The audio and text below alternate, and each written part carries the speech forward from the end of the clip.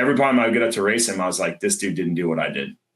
This guy hasn't pushed the things in practice that I did. He didn't lift the weights that I did. Like, and that's what would I mentioned earlier, which is what would keep me present in the moment to race against him, rather than being like, what's he going to do? How many strokes is he going to take? What's he going to, like, how is he going to take this race out? Welcome to Social Kick. We got the full crew. Dr. John Mullen, Luke with a fresh budding beard. Look at you. You're so cute. And joining us from, I don't know where you are, actually. Are you in Austin? Brendan Hansen, legend. What's going on, man? How are you?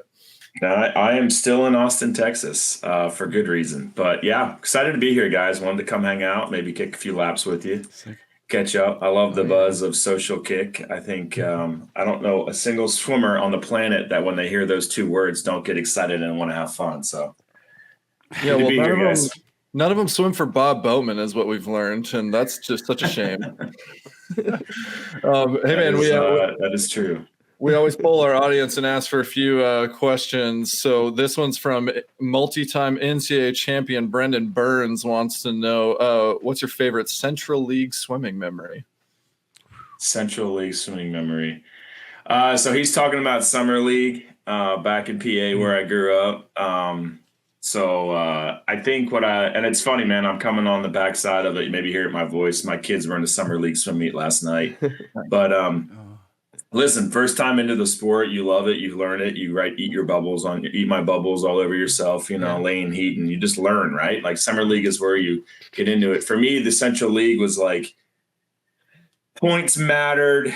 It was the first time you learned dual meets. I mean, even if you were 8 years old, some of the 25 fly, you had, 100 adults standing over you, like cheering on, trying to score 4 points for your team. But what I remember most about that was just was probably the crappy pools that we swam in, and then like the popsicles that you got afterwards. And then just like you sitting around hanging out with your friends, and all of a sudden shifting from like this social hangout on the blanket, playing Uno, about to win the game. And then they go, oh crap. And you hear your name called from like lane 4, and you got to like haul it across the pool deck and get behind the blocks and then race for a brisk 16 seconds in hopes to win those points for your team. So yeah, man, that's Summer League in a nutshell. It's fun. You're shooting from the hip, but again, it's a social kick, right? So it's the social aspect of the sport that we love. Dude, you got to try this adult swimming thing. There's a Summer League operation. I don't know where they're based, but I did one in Atlanta a couple years ago, and they're in a bunch of cities now. It's kind of a fun time, but we traded out Fun Dip for 6-pack of beers. So, but same experience. Maybe. I mean, your performance is probably as roller coaster as a Fun Dip, right? Like, hey, listen, no warm up. I'm all over it. No warm up. You never know what's going to happen. All right, this one's from Neophyte Shara, multi-time question submitter. Thanks for the follow at Social Kick on Instagram. Wants to know best taco place in Austin. Which one's that for you, Brennan? Okay, it's right by my house. It's called Texas Honey Ham. I mean, the lady is in there at 3:00 in the morning making the tortillas. You can smell it down the street kind of thing. And then I think for me, it's about convenience, right? Like if I can walk to it and then walk home, and it's usually like a half a cup of coffee there, half a cup of coffee back. My dog gets something out of it. It's my taco place. Go to. A lot of people know about it. It is a hole in the wall, but you can't beat fresh, man. Man, cup of coffee back and forth. Spoken like a true old man. Avery Grace 299 wants to know, how are your knees and do they hurt, Mr. Old Breaststroker? There you go. Wow. It took about 30 seconds to call me old. That's good. Here's the funny thing. As soon as I stopped swimming, everything tightened up.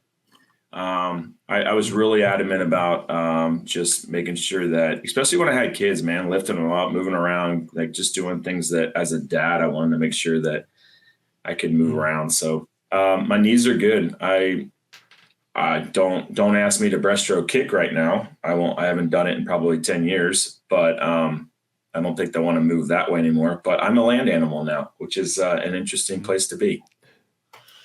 An animal you are, and I'm allowed to call you old when you're older than the three of us, just barely, ever so slightly. But he's not older than me. Almost. Yeah, older than Luke. Come on now. Yeah, even though that much insult at him. I don't even think that's possible. No. Oh, that's right. You're not older than Luke. My bad. Me and John, then that's fine.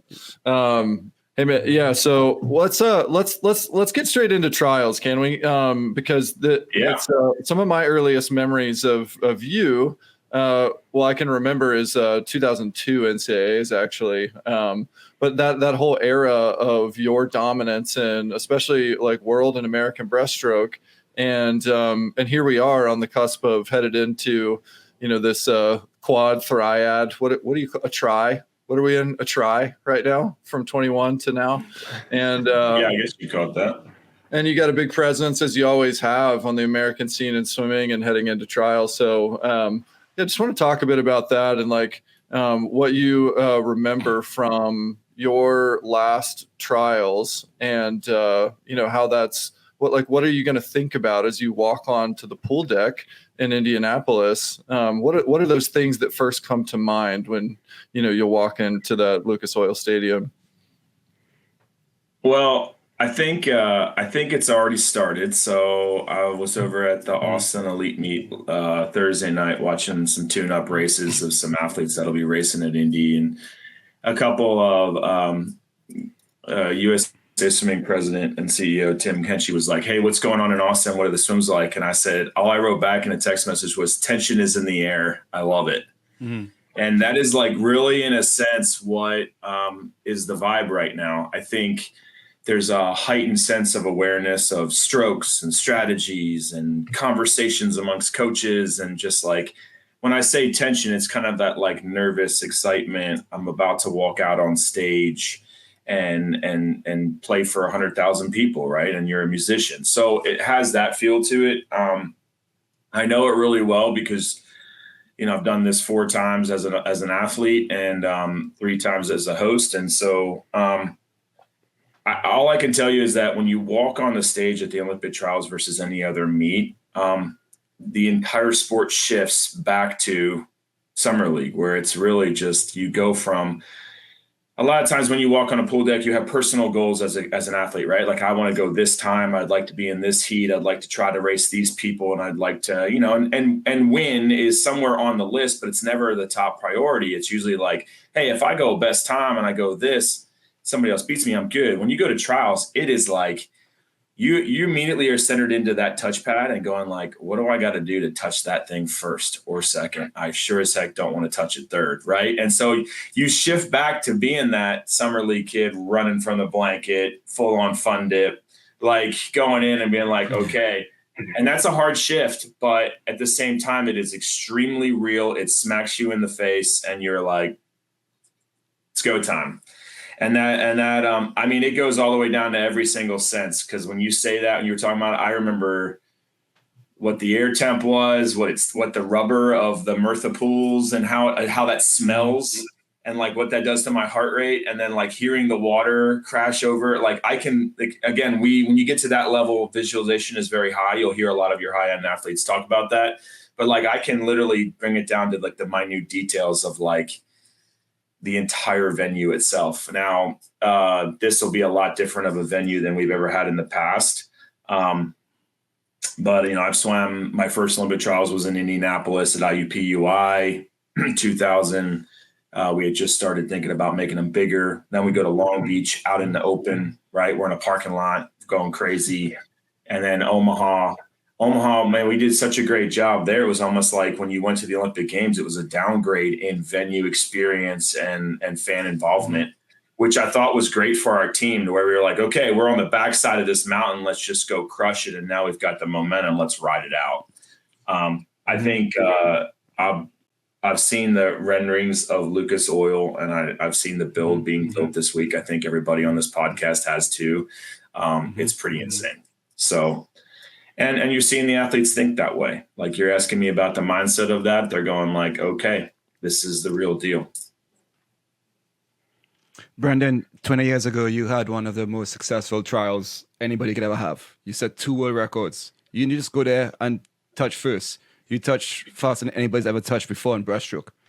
What advice you have for the athletes who are getting ready to try and make their team in that environment, very new environment? What advice did you gain from your experience to be so successful in 2004 that you think could be a learning for somebody now, 20 years later? Yeah, I think The cool thing about what I'm probably going to say is like it doesn't really correlate to just making the Olympic team. I think this is something that any kid, any person, any athlete, even if you're 4 beers into a 6 beers and you're about to go race in adult summer league in Atlanta, right? Like I got you, B, or all in, right?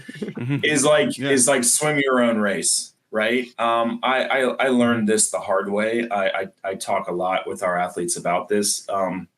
In 2000, I swam the races of Kyle Salyards and Tom Wilkins and Ed Moses, and those guys beat me out by hundredths of a second to make the team. And that's the one thing that was the key takeaway for me from that event was like I was stroke for stroke with them when they should have been stroke for stroke with me, right? And again, I'm sure at some point we'll talk about the rivalry between Keita and myself, and we can pull up videos and talk about that concept, but you quickly learn that you kind of have to make sure that everybody's reacting to you. And so my mindset going into 04, what Luke you're talking about, Long Beach, 10,000 people, most crowd ever in America. I stand up there, and every time I came up to breathe, I just heard the crowd going nuts. And I just remember telling myself, like, swim your race. And 16 strokes down, 21 back, touch the wall. You hear everybody scream world record. Now you're the favorite going to Olympic Games. And that's that. If you want that type of result, the mindset going into it is swim what you're prepared to do, swim your race. Like I always say, like the separation is in the preparation. So like, if you want to separate yourself from the field, it's really how you prepare. And so many athletes think about like, what am I doing behind the blocks? What am I doing for warm up? I'm like, if you're worried about those little details, 30 minutes, 10 minutes, 30 seconds before you get up on the blocks, like, nah, man, you're already beat. Like I'm already in my head. You're not even a contender. Right. But, and that's what I think you see, like social media puts a lot of this information of our athletes and their preparation more in the forefront of our fans and other athletes, and people are paying attention to that. So yeah, man, I think for me, it was swim my own race. Every stroke, I was just trying to separate myself from the field. And I would have visualized that like 3 to 4 months ahead of time. Yeah. Wow. Summer just set the world record again a couple of nights ago. And she said it was the crowd at trials that really drove her breaststroke leg. And she was like 1.8 seconds faster. I remember my brother swimming in Sydney in 2000. At the time it was the largest crowds ever at the Olympics. 20,000 people seeing Thorpe swim. And my brother had been to World Championships. He had been all Pan Pacs, been to all the meets. But he says it was halfway through his 200 free. He's like, oh shit, I'm at the Olympic Games. I need to start racing. He had been so caught up with the crowd and stuff. And you're swimming breaststroke, the only stroke that you truly hear the crowd. How do you not get caught up in the race? Like, oh crap, what am I doing? How do you not get caught up? You do get caught up. Like I don't I'm like, sorry, man. I don't want to tell you. Like, let me tell you. Here's the secret, Luke. This is what happens. I'm going to tell you right now. Every single Olympian, I don't care what level or what experience, or even if you're watching the Olympic Games, there is a moment at some point where it's like a pinch me moment where you go, oh crap, I'm in the Olympic Games. I remember I think the crazy part about it is that people think, well, this is your third games, like we have some veteran athletes that are probably going to make the team this summer and go off to Paris. And you think, oh, they got the upper hand. It's never the same experience. It's never the same. And you're never the same. Right. So like you're bringing a whole different product to the games, and you're a whole different athlete, and you're a whole different, vehicle that's going into these games. And so I just think when you were talking about that, being like, what's that like? I'm like, man, you just have to take it all in. I think the best advice I ever got was just like enjoy the moment, be in the moment. Like Aaron Pearsall used to say that all the time. And I think he was one of probably the best at executing at the highest levels. I mean, obviously Phelps was in that same category, maybe even a little bit better, but Pearsall would pull things out that we were all just like, that doesn't make sense. Like, he would not have a great swim in semifinals and then win the gold out of lane 2 with a race that had no comparison data wise to what he had done in semifinals. And he's like, I don't know what happened, guys. I blacked out. Did I win? And we were like, Jesus, Pearsall. Like, I can't believe this, And again, like he would attribute that to being in the moment, being present. Like we would talk about just like, hey, you're on the starting block, like feel the grip tape. like recognize where you are. And I think that centers you because again, there's going to be that moment. And it starts at the Olympic trials because I think that's a harder meet than the Olympic Games. Yeah. And so I think at the Olympic trials, you're either not there, not on the starting block, but you're just a figure of anyone's imagination and you're going to swim everybody else's race. Again, like I said, you got to go swim your race. But really and truly, like the magic's in, like, can you just be there locked in, ready to go and execute what you set yourself out to do?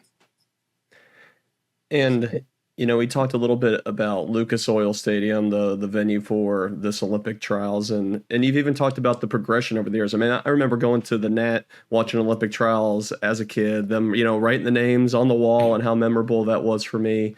And then the experience of, like you said, going to Long Beach, having the pool in the parking lot, then Omaha, having a greater experience with like 10,000 fans than the Olympics. And now we're going up to 30,000 people at the Lucas Oil. So talk to us more about what other fan experiences they're going to be having at Olympic trials with such a large venue. Well, I think you start with the venue is one thing. The city is another. If you've never been to Indianapolis for a sporting event, I mean, this weekend is the Indy 500. And I didn't realize this until I'd spoken to a bunch of our sponsors that are helping us out for trials, but like 350,000 people show up to the Indy 500. And they can make, I mean, that's insane, right? Like I go to a UT football game and it's 100,000 and I'm like, where is the city? The city is here. Like this is, like you can walk anywhere and anywhere else in the city and it's crazy. So Indianapolis is known for putting on great events, like in the Final Four. They've got great sports teams. They obviously run the Indy 500. And probably one of the greatest sporting events that I've ever been to in the swimming side that I competed in was 2004 Short Course Worlds in Conseco Fieldhouse. 11,000 screaming fans. I mean, I felt like I was living, breathing like the Mighty Ducks, right? Like I remember walking out for the final and it was just like stomping and people freaking out. Like I think for a location where a substantial number of our membership is within driving distance of the venue, that's a big deal. For Omaha, the venue was amazing.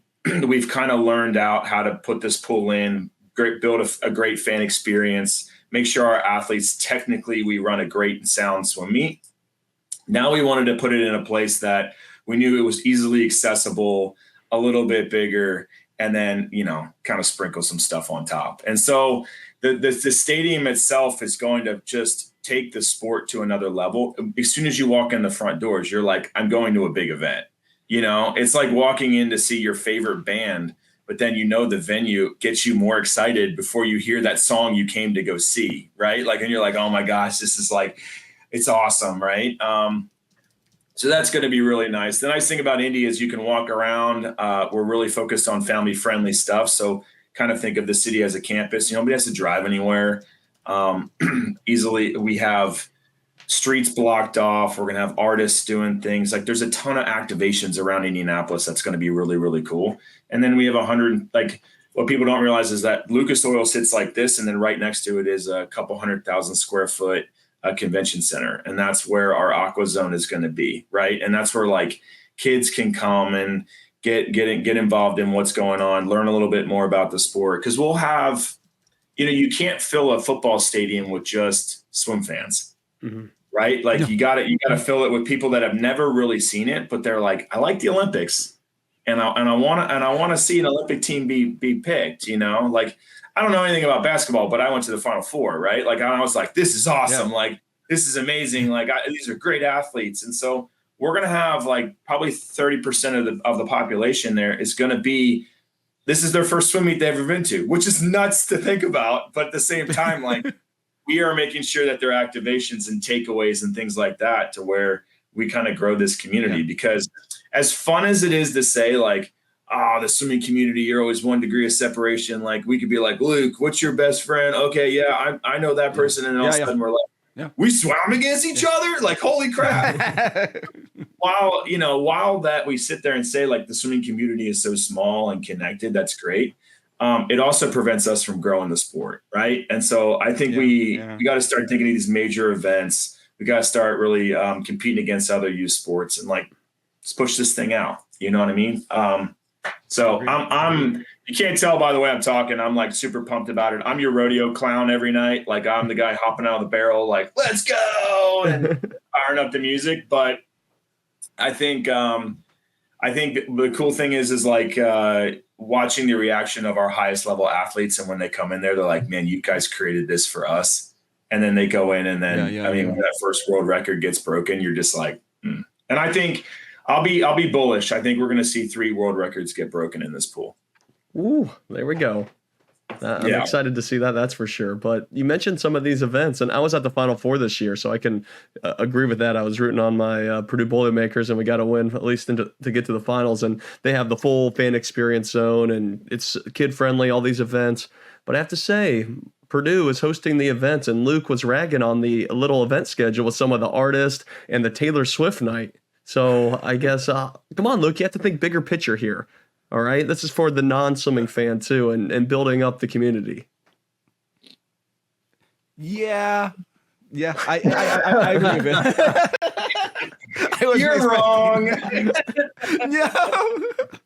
All I want to know is I was at I was at the Luke Combs concert last night in San Jose, and there were a bunch of parking lots next to the stadium that said no tailgating, and that's always the issue with swimming. Nobody's ever tailgating for swimming. So are we in support of tailgating outside of trials at Lucas Oil? That's what I want to know. You said a lot about the venue and everything, but what I really want to know is about tailgating. Yeah, so we threw. Look, there's a couple things we did here, which is pretty cool. We threw in kind of an Austin feel. If you ever been to Austin, Texas, it's 6th Street. They block it off every night. There's bars on either side. They kind of have, and it's just like if you're visiting Austin, you pretty much are going to walk down the street, either walk in or you're going to walk out. Market Street in Indianapolis is the exact same thing. It's got a big median in the middle of it.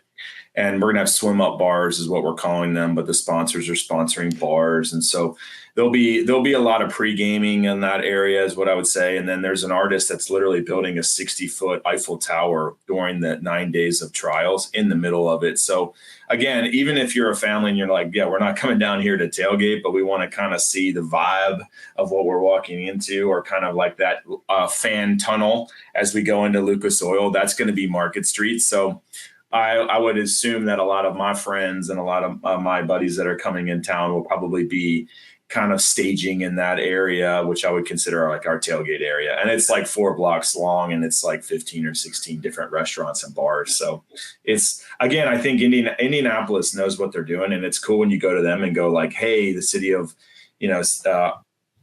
you go to them like Indy Sports Corp or Visit Indy, and you go like, guys, this is what we really want to do. This is our vision. And they're like, yeah, like, okay, cool. We're going to, I'm like, wait, no, you mean like, they're like, yeah, stop. Don't worry about it. Like, we're good.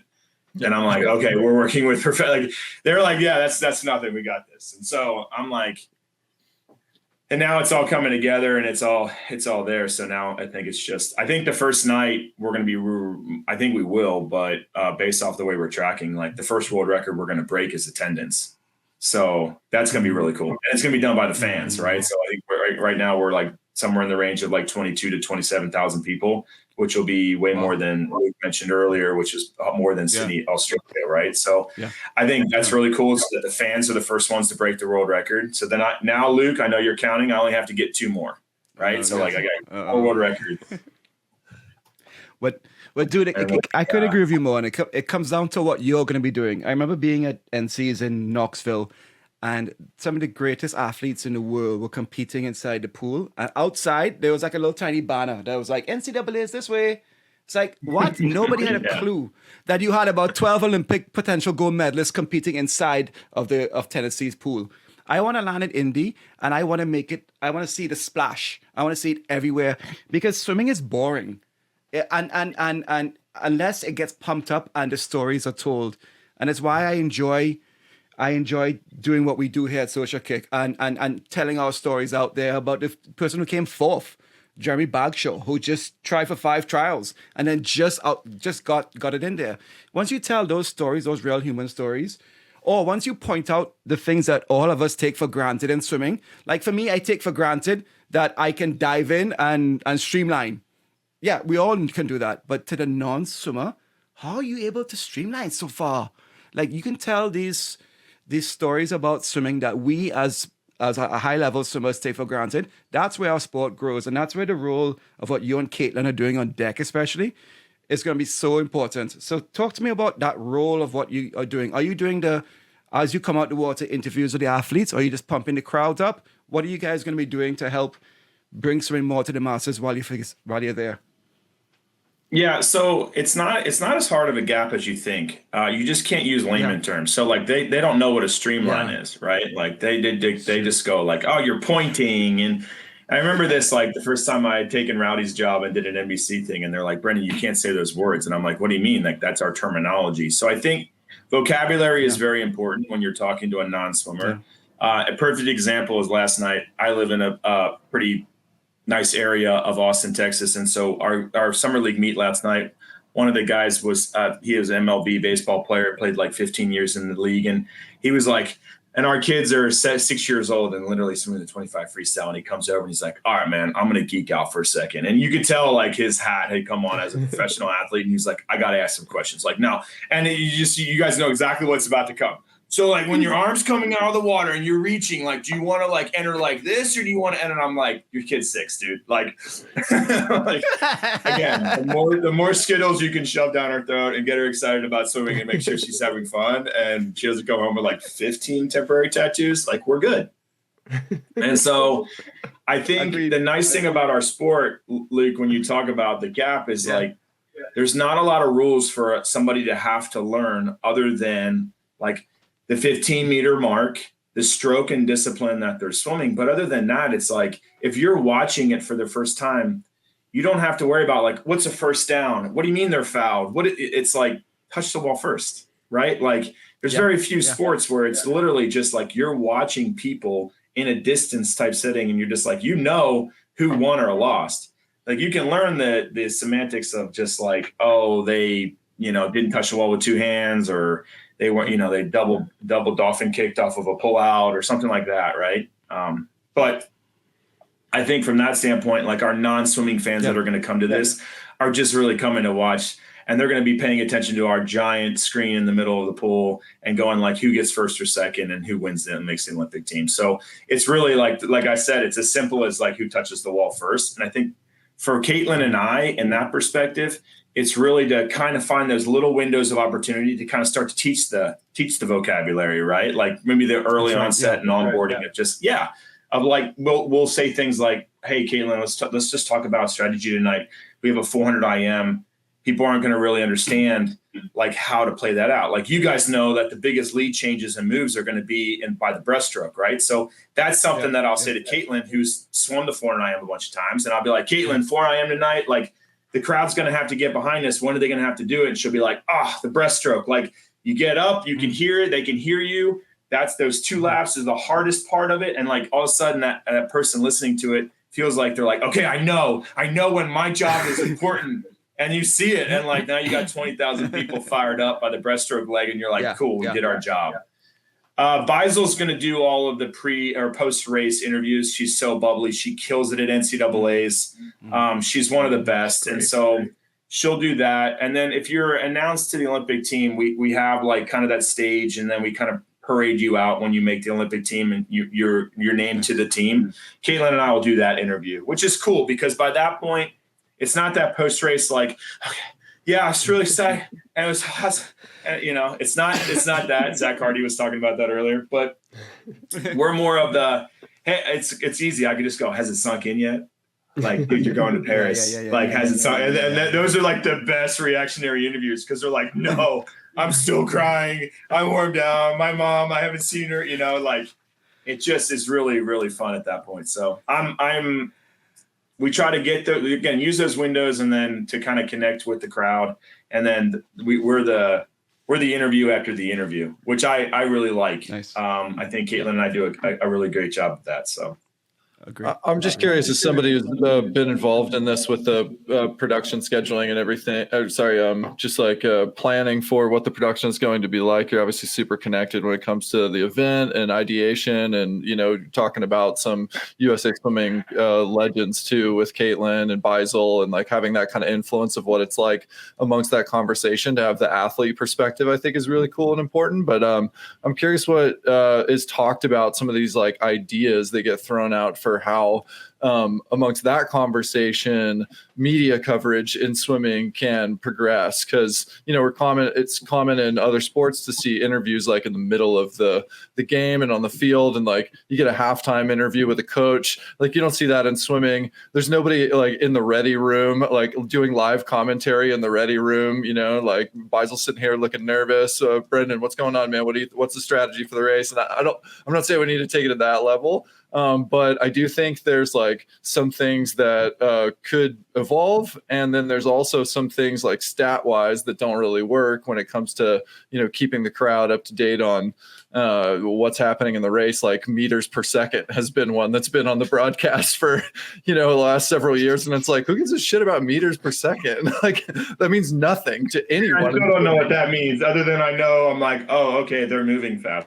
But what we do want to know when we're watching an IM race is like at the back to breast split, what's the gap that Michael Andrew needs, in his case, which he's not swimming it this year, but like, those are the kinds of insights that you go, okay, like this is what you need to know coming into, oh wait, Summer McIntosh, like she just split a second and a half faster than she did last year. We're on for something, so those kind of like nuanced insights. But I'm just curious, like, yeah, what's happening in that conversation? What gets thrown out? And were there anything that it's like, oh, we'd love to go there, but we're not there yet? I'm so glad you said this. This is a culture shift that we're going to have to make with soon, right? Like, and this is something that obviously we just got to start talking about it and put it out in the universe and try to get people to understand it, because, and in the aspect of like, an athlete understanding that they have a role in connecting with the audience, and that they have to start doing this. And like I'll be fully honest and transparent. Like when I was swimming, there's no way you were going to get in contact with me or connect with me, or I was going to do an interview within 30 minutes of my races, right? But I also didn't have a social media platform. We didn't have social media back then. We didn't have those types of connections. So the only thing I could market myself on as a professional athlete was truly my experience, like, or my competition, right? Like if I broke a world record, my marketability went up, my sponsorships would go, like everything was good. There's a lot more levers for these athletes to pull, and they need to start identifying across other sports that this is happening. Like you're seeing, interviews like you're saying, Brian, and it's just so important for us to start paying attention to. And I would say from a production standpoint, we're trying to push the envelope here, but also tread lightly, right? Like I've got coaches that are like, no, you will not speak to my athlete. I'm like, it ain't about you, bro. Like, I'm sorry. Like we got to figure this out. And, it's really important for them to do these types of things. We got agents that are like, no, you have to pay for this and you have to pay for that. And I'm like, I'm not going to pay, thousands of dollars. They're not doing that in the NBA. They're not doing it in the NFL. They're not doing it in the PGA, right? And like we have to start paying attention to that. The nice thing is that on average, if Caitlin and I ask for something, or Beisel asks for something from the athlete, there's a level of trust to where they're like, you're not going to put me in a bad setting as an athlete. You've been where I've been, so I know that you're not going to like drag this out, put me in a bad position to go race. So if I go up to Chase Kalish like 15 minutes before his 200 IM final, and I'm like, hey man, like you got a bunch, this is a stacked crowd, or you got a stacked heat, right? You got guys going from 156 to 158.0, and you got two guys racing. Like, what's going to be your strategy tonight? Give me the hot seat, right? Like, give me the 511. What is it, right? And he just like gives me a 30-second thing. I'm like, hey Chase, thanks man, that was awesome.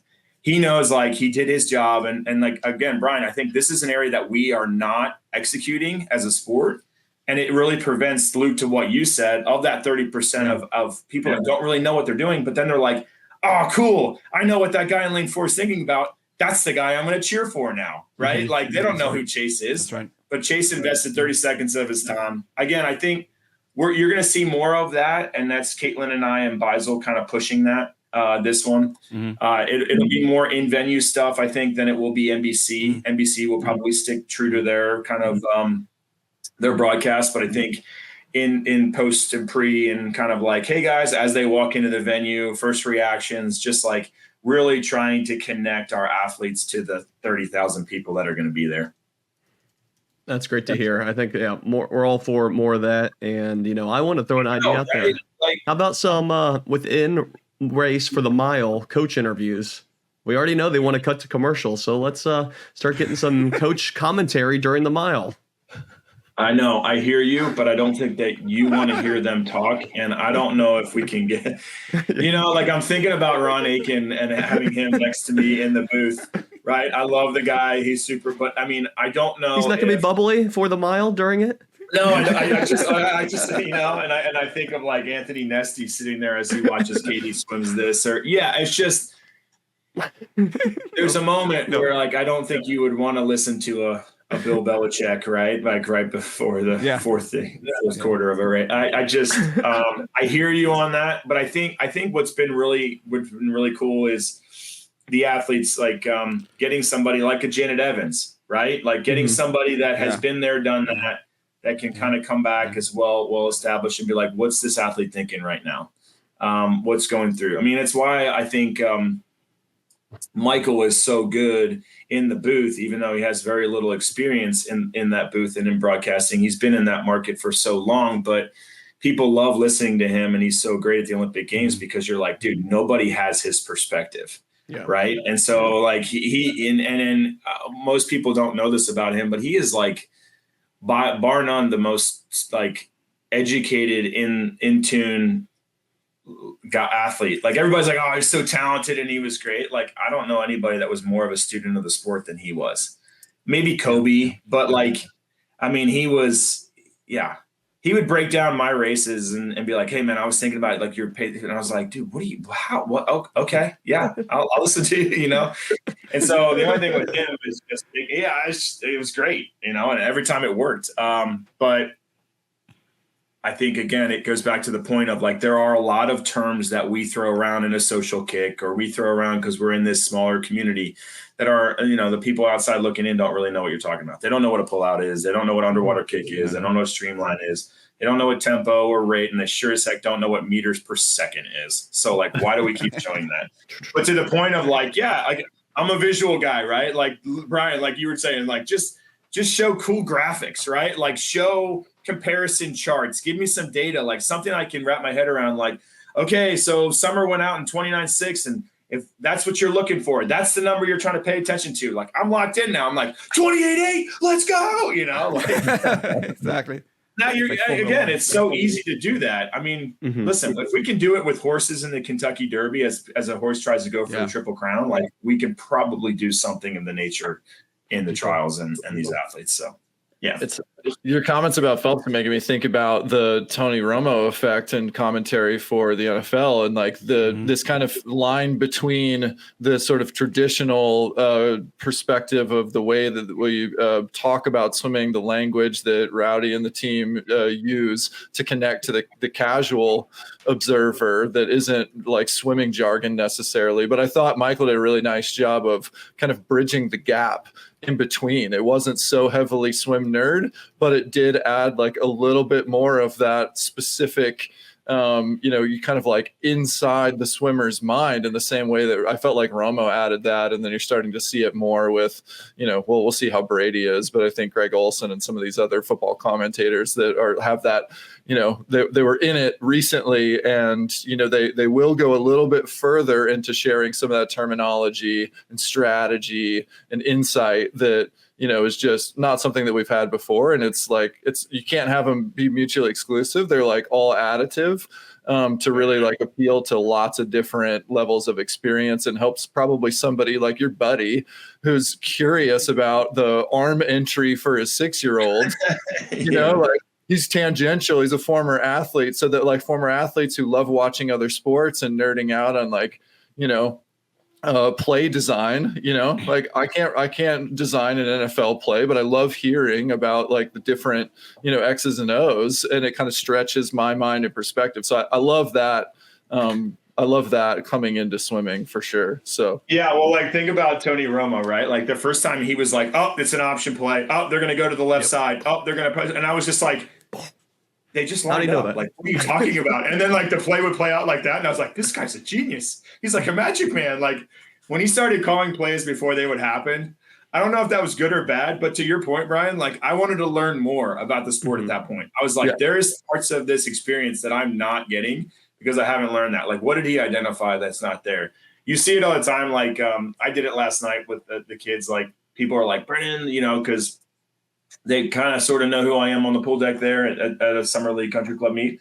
But I'll start like recognizing what I think the kid's going to go for the 25 freestyle. Like I'll call out the time. I'm like, oh, this kid's going to go 17.4. And then when he goes like 17.5, they're like, how did you know that? Oh my God, that's amazing. And I'm like, you know, and like, it just becomes this like game of like, and they're like, and so like, that's, it kind of, it becomes fun, right? Like, and to your point, it's really cool to see the sport through the eyes of the greatest of all time. And that's why I think it's fun to watch Michael in the booth and do what he does. And hopefully he does it in Paris. Yeah. Hell yeah. All right. So let's channel our inside the NBA, Chuck, Charles, Ernie, and Kenny. So these predictions I'm going to ask for, Brendan, they can be crazy, wild, fall apart, but 3 world records at trials. Who are they? Well, I'll take the gimme, which is I know the attendance one is going to be one. I think another one is going to be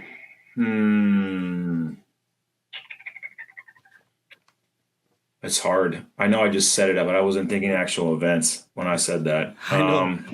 I just know that I'll change my prediction. I think, and again, these are my predictions. Obviously, I work at USA Swimming and whatever. They were like, please do not tell them that you think this is what we think and whatever. Okay, so I'm wearing full blown 3-time Olympian Brendan Hansen cap. Like that's the way I'm thinking right now.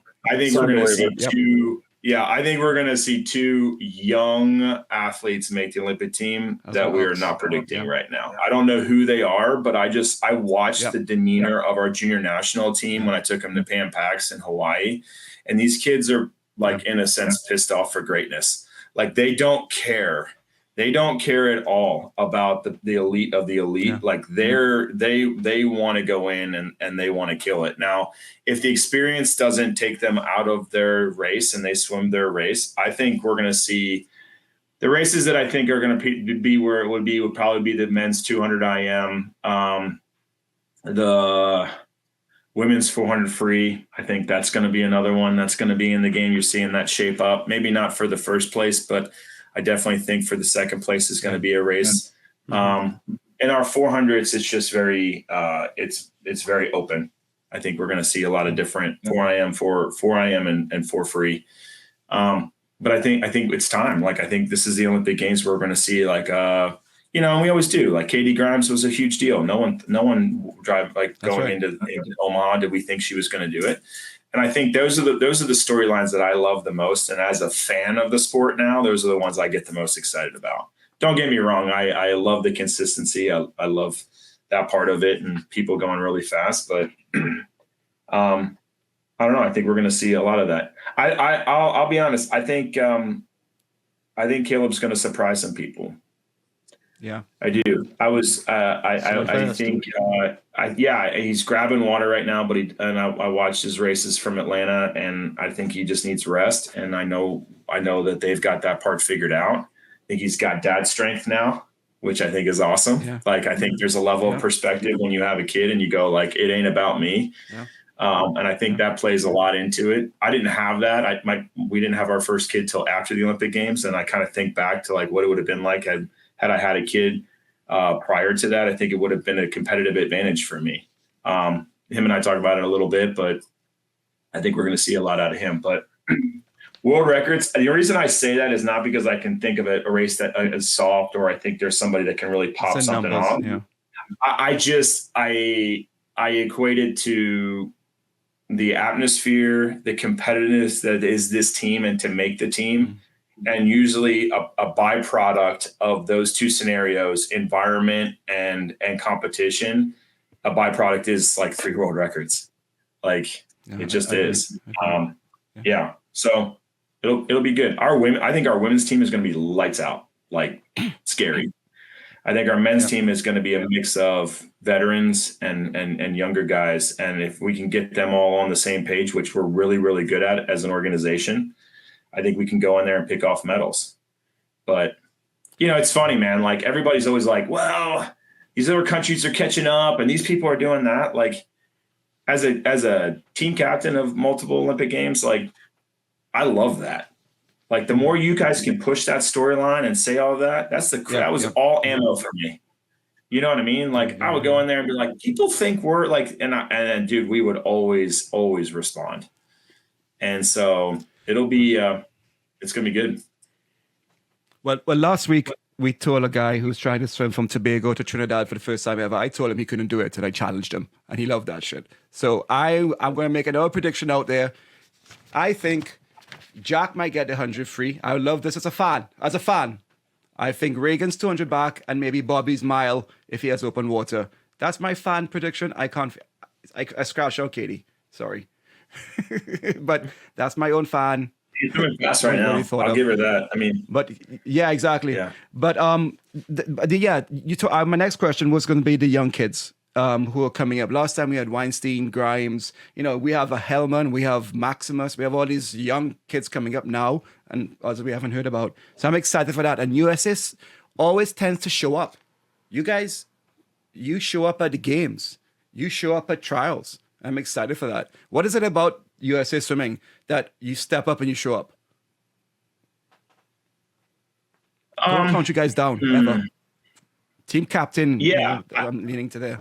Yeah, I think there's a level of like tradition that comes into it. Like I think it goes back to like, it's not what I think I'm capable of doing when I'm on the team or I'm part of the US. It's more of like not letting down the people that came before me. Like there's a real high level of respect for those athletes. Like, I mean, a lot of people, like I walk the pool deck now and the athletes have kind of grown out of like, it's been 20 years since my last Olympic Games or 10 years. Oh God, not 20, 10 years. Right. And so like some of them know who I am and some of them don't. But when they do know who I am, like the level of respect is there to where they're like, and I think they start competing when you start competing for other people instead of yourself, which is what you see the shift of from the Olympic trials to the Olympic Games. Every corporate talk I have ever given, people are like, how the hell do you guys go from trying to rip each other's heads off in Indianapolis to being the team that everybody cheers for and wins all of the medals in Paris? And you do it in 4 weeks.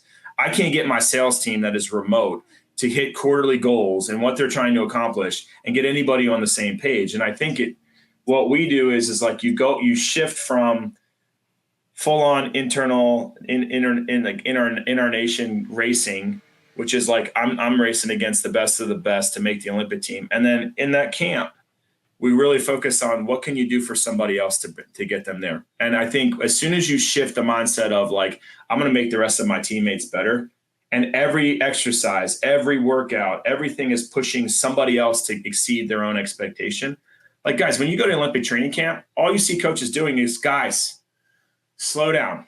These are just hundreds warm down. We're just chilling out. What are you doing? And I'm like, well, he started it, like, yeah, it's like always, yeah. Everything was a competition, and the coaches are just trying to pad the walls and keep us there. And the reason that we're pushing each other is not the competition or the mindset of the same as trials where you're like, I want to win. It's like, I want to sharpen the knife at trials, or I'm sorry, at the camps. Like, I want to make sure that we are tuned up and ready to go. And the only way I know how to do that for Brian, Luke, and John is like push you guys every day in practice. And when I can do that, then we're going to be the team that everybody goes, oh crap.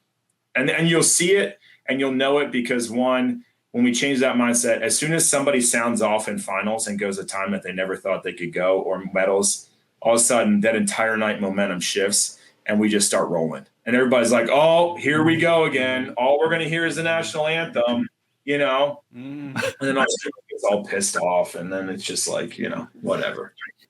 And again, I hear you, but I think our ability I think the best way to build a team is the ego check, right? And I think we have a very substantial system between trials and the Olympic Games to where we check your ego after the trials, which you have to win at trials. Yeah. And then it becomes about the team and what can I do to lift the team. And I think it helps the fact that it's a super scary environment to go into the Olympic Games. And to know that you've got 25 guys and 27 girls behind you, like cheering you on, and they're part of your crew, like, you're going up there with that group. That's why relays are so much easier to compete in Olympic Games, because you're going up there with 3 other people that you're like, dude, look at us, guys. Look how good we are. Look how good we look. Look at us on the Jumbotron, Yeah. Talking from a guy who won 3 gold medals in the Olympics for relays. Go ahead. Yeah. Yeah. I mean, one of them was like, screw this up. Michael's 8th. I was like, Mike, I got you. All right. Yeah. I will do it right. I will not screw this up. Michael's 8th, dude. Well, going through, like you said, your swimming history and your Wikipedia page, one thing crossed our mind, or one thing that Luke and I both saw, and your rivalry with Kitajima is a huge one. And one little line on the Wikipedia is, Brendan Hansen had an alarm of Kitajima screaming for 4 years. Is this true? And no. Okay. It's not. I will say this, like, it's hard not to, like, I remember like closing my eyes in hard sets or like in the weight room and just seeing the white flag with the red dot, right? Like, I could see the Japanese flag, and it never got to the point where I would let him get that far into like my alarm or anything of that nature. But my mindset when I would race, and Eddie will tell you this, Pearsall, Crocker, the guys that I train with every day, is just like, I was a super consistent. Like, I would just kind of practice every day, and I could lock in right away. And I was like, I'm going to go. I mean, it was almost by default. That's why, like, a lot of my races that I probably didn't swim to the level I could have, I needed like 3 more weeks of rest or something like that, right? Like, looking back on my career now and seeing how these athletes are fine-tuning themselves for Olympic, I'm like, probably should not have gone that kamikaze, like, in workouts. But I was like, I had to have like that mindset shift of just like, dude, he's 9 hours ahead of me. He's already worked out, so he thinks he's ahead of me. So what am I going to do right now to shake him up because he's sleeping? Like, and so like that, it's but again, like, that's the way you have to think if you're in that 1%er, right? So I'm just like, all right, like, again, I think separation is in the preparation, right? So I was sitting there, like, every time I would get up to race him, I was like, this dude didn't do what I did. This guy hasn't pushed the things in practice that I did. He didn't lift the weights that I did. Like, and that's that's what would, I mentioned earlier, which is what would keep me present in the moment to race against him, rather than being like, what's he going to do? How many strokes is he going to take? What's he going to, like, how is he going to take this race out? I was just like, dude, I hope you're ready for this, because I'm about to make lane 4 the best it's ever been. Like, yeah, ego, right? Like, you have to float that line of confidence and cocky, but not bring it back to the team. But yeah, that's the way you think behind the blocks. Yeah, I'm curious in retrospect on that perspective. Like, you talked about this earlier with trials and how the mindset sort of shifts when you go into an environment where you're competing for places. It's back to summer league and it's get your hand on the wall for first or second. And then it seems like, what I hear in that is you taking that mentality of get hand on the wall.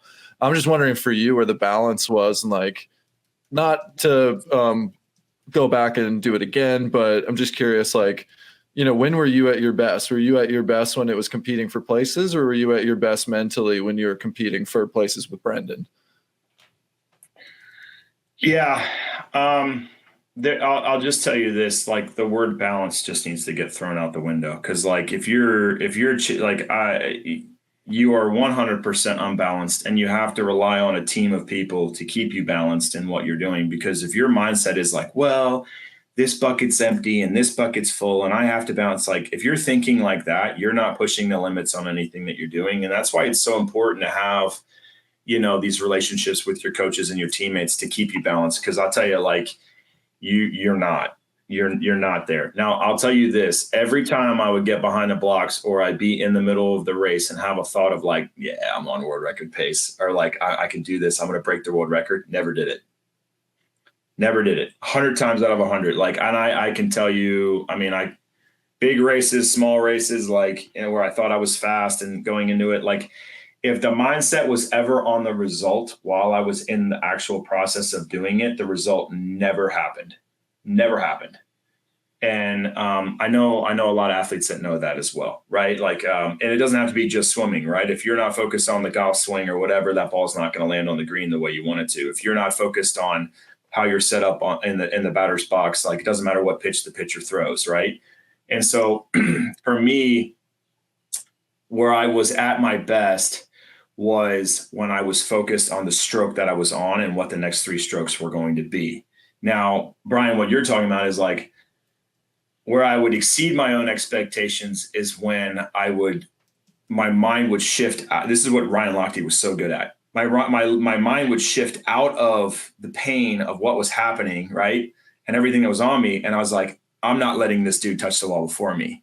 And so my main focus in my brain went to, I'm not letting this guy beat me, to less of like my legs, my arms, my core, keep this tight. Oh, make sure, like I was like thinking, like when you're out front and you're not racing anybody at all, which is what Katie Ledecky is stuck with a lot of times, she has to battle that balance of pain and performance and result that she wants and stay focused on it.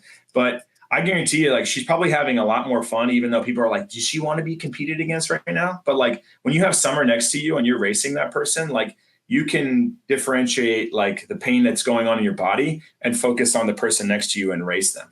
Perfect example is Jason Lezak when he beat the French guy. Like I asked Jason about it, and he goes, dude, I remember flipping at the 50 wall going like, we won the silver. And then he goes, with 30 meters to go, I realized I went from his feet to his hip, like in 3 strokes. And then he goes, I got goosebumps. But then he's like, and then I was like, I got this, right? And to your point, like at that point, it becomes the mind only thinks positively, and it's like, I got this. I'm touching the wall first, and it's not about like, are we going to win or lose the relay? It's like, I don't run out of time. So that's a really long answer, but I did want to share it because there's a lot of perspective. But for me, I think anytime I was racing against somebody like Hitajima, less pain during the race. 200 breaststrokes to me was one of the most painful races to do. So it was less painful to race against somebody because you could focus on them and it became fun. Like you knew you were in a race. And then the second thing is like, if you were focused on what the result was while you were doing it, the result never happened, ever. And I don't know anybody that ever did it, because if they come over and like, I don't know why that happened. I was like, oh, what were you thinking about? And they're like, well, this. And I was like, well, that's the wrong thing to be thinking about. Mm-hmm. You know what I mean? So it's a little bit of perspective for you, but yeah, I would much rather be in a close race, win it, and achieve the medal or achieve the first place finish. But I think that's also why you see a lot of world records get broken in a race that's not necessarily a close one. Right? Mm-hmm. It's because they can really, really, truly focus on the process of what they're trying to execute, the strategy, and nothing else around them. And that's why time trials or they're way out front or like, oh my gosh, like Summer won by what, like 12 body lengths or something. Yeah. Mm-hmm. Yeah. Exactly. It's insane. Yeah. Brendan, I can't have you on this show without talking about Texas. Your time there was legendary for me, especially any swimmer, with Aaron, Crocker, yourself, world record holders in your events, plus a Walker, a Weber Gale there. I mean, it was just your training must have been, I'd like you to speak to this, fertilize what you just talked about, just racing and forgetting about yourself and just want to race. But also what just happened with Eddie. I mean, Red Auerbach just got replaced by Phil Jackson. The coach of the GOAT just took over the winningest coach ever in our sport. Talk about Texas culture, where we are now, where it's been, standing on the shoulder of the giants of yourself and before you, where it's going, the shift in the coaching. Give us a bit insight to what's going on at Texas, what has been the Texas culture from you. Yeah. I can speak to like what it was like up to the point now. I think it's we're looking into a crystal ball of what it's going to look like moving forward. Before it was, listen, Eddie Reese was the first phone call I got on July 1st, my junior summer of my high school career. I didn't even know about Texas. I didn't even know that they had just won a national title. but Eddie Reese called me on the phone in my first recruiting conversation, and he said, "Hey, Brendan, we're really interested in you. This is the head coach of the University of Texas, Eddie Reese." And the first question he asked me is, "How you doing? Tell me a little bit about yourself, and what are your interests? Like, what are you into outside of swimming?" And he was like, the first thing you want to do was like get to know me as a person and understand what was going on, rather than like, did you just come home from workout? What was workout like today? What are your goals this summer? I saw that you're going to nationals or whatever, and what's going on. And so that clicked with me right away. In that aspect, I had very tight relationships with my coaches. I think that's a lot of how I build relationships with athletes now in my role. And so like Charlie Kennedy, who coached me prior to Eddie, I had a very tight relationship with him, and we had an ebb and flow conversation. And so what brought me to Texas was, my grandfather always told me, show me your friends and I'll show you your future. Right. Like, I think maybe I was riding my bike in Philadelphia with some guys that probably that Sandlot crew that maybe I shouldn't have been hanging out with, and he was just like, if this is the people you want to be around, then this is what you're going to become. And so I remember that at the age of 11, but then, now I'm 17 going like, this is what I want. I feel like I have the talent and the ability and the mindset to be an Olympian. Why not go try to swim with 8 of them that are already on the team that are going to, that made the Sydney Olympic team. So when you talk about my time at Texas, a lot of it was the level and the standard of everyday's performance and practice was just at such a higher level than anybody else's. Like me now looking back on what was expected of you every single day, and not from Eddie and not from Chris Kubik, but from the guys in the lane next to you. Like that level of expectation of what you were expected to bring, energy, effort, positivity, like go-getter attitude, consistency day in and day out was I don't know if I saw it anywhere else.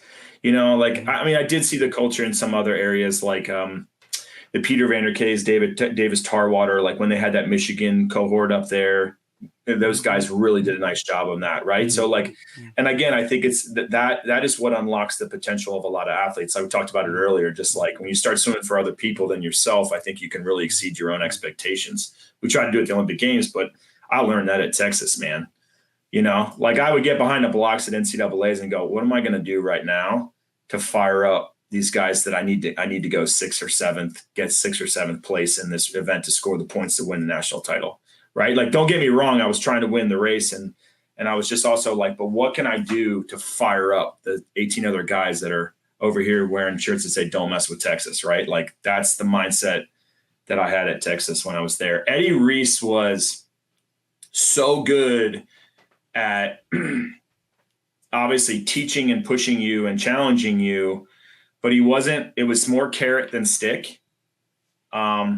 So he really was just like, hey, if you want it, I'm going to give it to you. If you don't want it, there's the door. And I'm not the person you're going to have to answer to if you don't want it. I got 25 other guys on this locker room right now that you're going to have to answer to. So a lot of team meetings were not led by Ed. They were led by guys on the team. Every Friday we would have before we would go to team dinner, just like around the room, like, hey, what did everybody see somebody do well today in practice? Because listen, when you're getting your butt kicked like we were every day in practice for a week, you really needed to stay positive, right? It was hard. The mind wanted to go negative. You wanted to be like, this is crap. I'm in the trenches. We're getting pushed down. Like, is this really worth it? And so when you're able to get recognized by somebody that you probably wouldn't have, those Friday meetings became really, really important to our morale as a group when we would go in there and race. And I think, listen, that culture dies with Eddie. I've learned that. And I think, and we had a retirement party for him a couple of weeks ago. The room was 800, 900 swimmers. 6 decades worth of Texas swimmers. Dude, the room was awesome. And like the energy in the room and guys, I wish everyone that ever loved the sport of swimming could have been in that room to see that. Yeah. I think Jack Barrowley's retirement party was the same way. So I just feel like, as much as we want to say like this is Texas and this is what it is, I also think it's really important for Bob now in his role at Texas to make Texas what he wants it to be. And I think listen, if you do the data and look at what it's like to follow a legend, the data doesn't really prove well, right? Like it doesn't look really good. And so the nice thing that Bob has is he's got a lot of really great resources. I think he's starting to really figure out this sport of swimming, right? And he's understanding the game that it is right now. And I think he's not arrogant enough to ask the right questions, but I think it's really important that he makes Texas what it is. And I think we're all just going to be front row for it.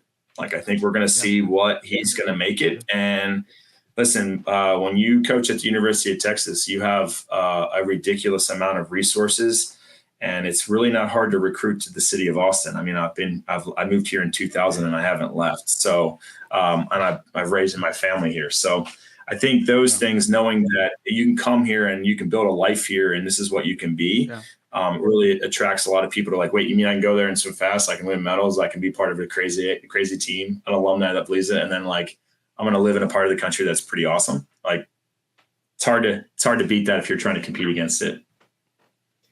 All right, we got a few rapid fire questions. We'll let you go. Let's go. What's the hardest race in swimming? Born I am. Olympic gold or world record? World record. Do you pee in the pool? Yep. What's the best Eddie quote or saying? Take care of each other. Take care of yourself, take care of each other. The rest will take care of itself. What times win the breaststrokes in Paris? 57:09 and 2:04:98. Will you see a sub? Sorry. Yeah. Sorry. Yeah, you got women's times? Go for it. I don't, but I'll take a chance at it. I'm gonna say 103.94 for the women. I think we're gonna see a real fast time out of there. And then on the 200 side, I think we're gonna see a 2:18.27. Yeah. Oh. Yeah. Okay. Bring it, guys. It's gonna be fast. It's coming. Yes. Do you think you'll see a sub 2 minute men's 200 breaststroke in your lifetime? No. What's the most impressive race you've ever seen live in person? 2002 Fort Lauderdale 400 IM, Michael Phelps, Eric Vent. Eric Vent. Both of them break the world record. The pool is literally Shallow this pool. deep. It is like, and there are 9 lead changes between the two of them during the race. Yeah. It's insane. I mean, it was like watching, and then 2 completely different athletes, different styles, different approaches. Yeah. It was a mental battle back and forth. I would love to see the two of them kind of walk us through that race, because that was like one moment where I was like, I'm going to throw a kick out in. And then he was like, no, I'm going to tempo up. And it was just like, yes, it was like, it was 4 minutes and 11 seconds of just mayhem. And both of them broke the world record. And again, there was nine lead changes during the race. I feel like I heard a rumor that there was a coach who was predicting that there was going to be a world record broken that night when nobody else thought that was going to happen. I mean, I love those after the fact. I knew it was going to happen. Sure. Like, come on, man. You know what I mean? Like, at some point this summer, it's just really fun to sit back and watch the sport that we love and watch these kids racing it, right? Like, I mean, as much as I want to sit there and be like, okay, this is what I think is going to happen. Like, after a final, if you go to the Olympic trials and watch finals, and then afterwards you're just like, did that just happen? Like, did we just see that? Like, it's so hard to put into words for people that have never been to trials. But if you're sitting there like on the seat of like, man, should I go? Should I not go? Should I do this or not? I'm like, that's, to me, is just go for one day and experience that, and you'll never forget it.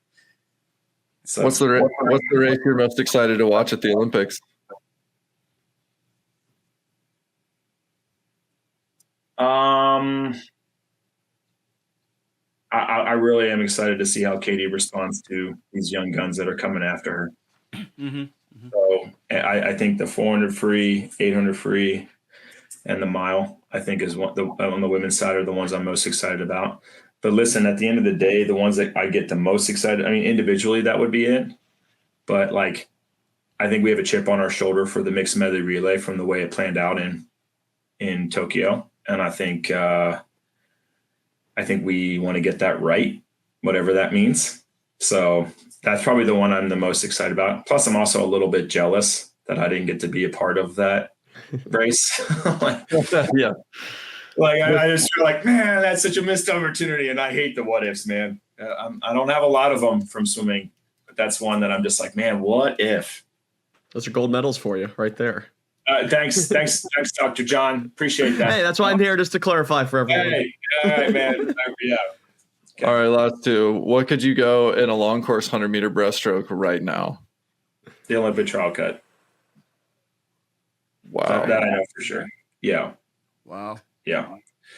I have no desire to do it, but I know I could do it. Like, I can visually see me doing it. Like, I know how I would do it too. I would take 3 more strokes going out than I normally would, just because I don't have the power that I used to. But I mean, it's kind of like riding a bike. I think I could fake that enough. I'm not breaking a minute by any means. No, that's a different level of athlete, but I still stay in shape enough to where I can throw down if I need to, you know. You hang out on Market Street long enough in Indianapolis, and then you're like, I got an idea. U.S. Masters Nationals happening over here.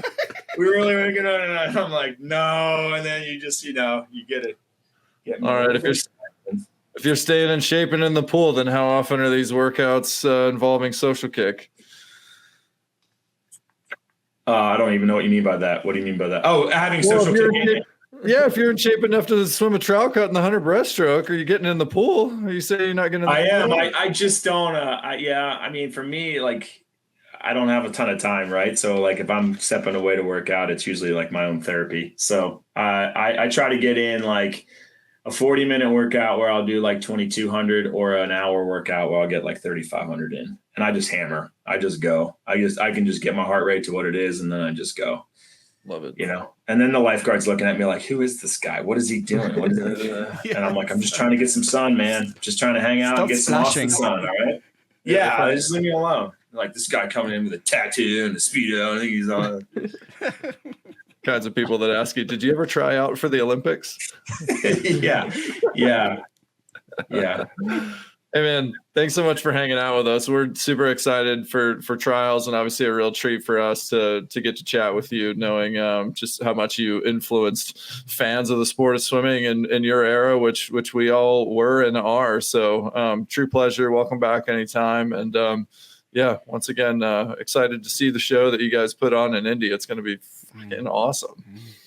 Yeah, well, I'm not the one that puts on the show. I'm just the one that facilitates it. So hey, you're part of it. Hey, I think we're on, like, the next 6 weeks are the best time to be a swimming fan. Yeah. It's awesome. I remember working for NBC in 2016 when I was doing the commentating and listening to the NBC hotel when they were watching the Olympic Games and people cheering. Like, you have 100 and 200 rooms, and they're all just going nuts. Like, you got a lot of perspective what it's like to be an Olympian there, but it's equally as exciting to be a fan. And, like, the Olympic Games just brings countries together. It's just a fun time, man. And I think what I would encourage everybody is just soak it in, have fun with it, pick fans, pick your horse, go into it and have fun with it. And I always tell people, when you put a bunch of people in a room that are all swimming fans, everybody wins.